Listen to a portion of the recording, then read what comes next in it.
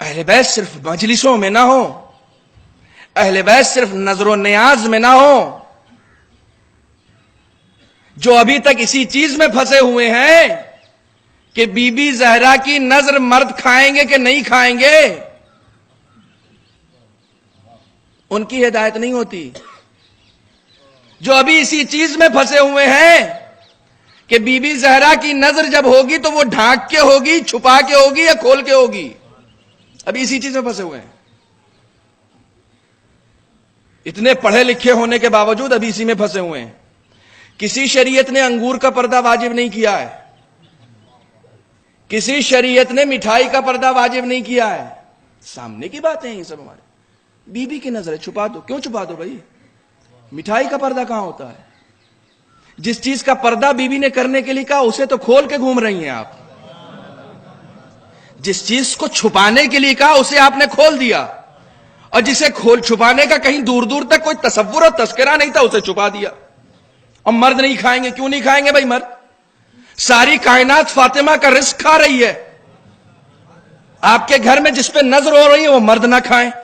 ابھی ہم انہی چیزوں میں پھنسے ہوئے ہیں، ابھی ہم ان چیزوں سے آگے نہیں بڑھے. بی بی کی شبیہ تابوت برآمد ہوگی تو مرد نہیں اٹھائیں گے. کیوں نہیں اٹھائیں گے؟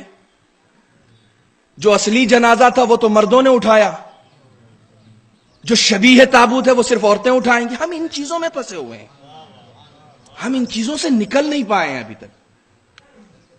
ساسا ابن سوہان، سلمان، ایسے افراد شریک ہو رہے ہیں جنازہ اٹھانے کے لیے، مردوں میں نہیں اٹھے گا.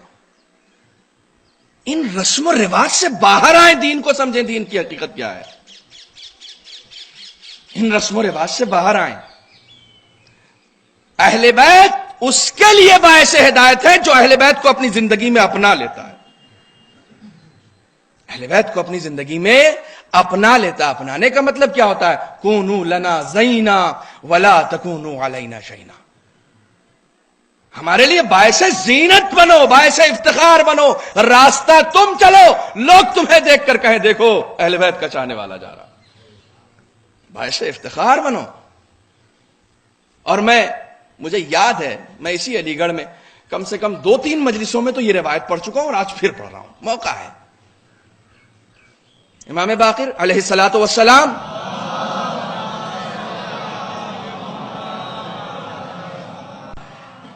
مسجد سے گھر تشریف لے جا رہے ہیں. 5ویں امام. ایک شخص پیچھے پیچھے آپ کی تعریف کرتا ہوا چلا جا رہا ہے. مولا آپ کی کتنی فضیلت ہے، آپ کے اجداد کو اللہ نے وہ فضیلت بخشی کہ معراج پہ بلایا، آپ کے جد نے در خیبر 2 انگلیوں سے اکھاڑا، آپ کی جدہ کے دروازے پر رضوان جنت درزی بن کر آیا، آپ کے اجداد کے کپڑے جنت سے آئے، اور مسلسل تعریف، مسلسل تعریف.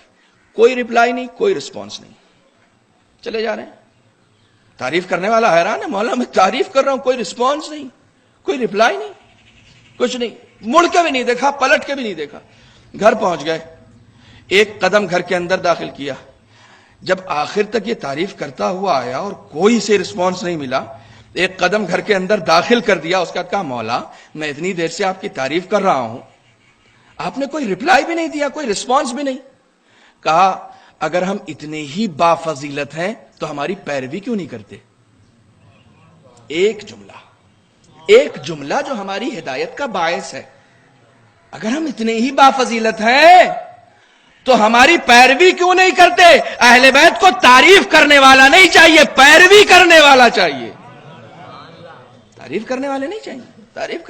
تعریف کر کے ہر انسان اپنا قد بڑھاتا ہے، اہل بیت کا قد تھوڑی بڑھے گا. تعریف کرنے والا اس لیے تعریف کرتا ہے کہ اس کا قد بلند ہو.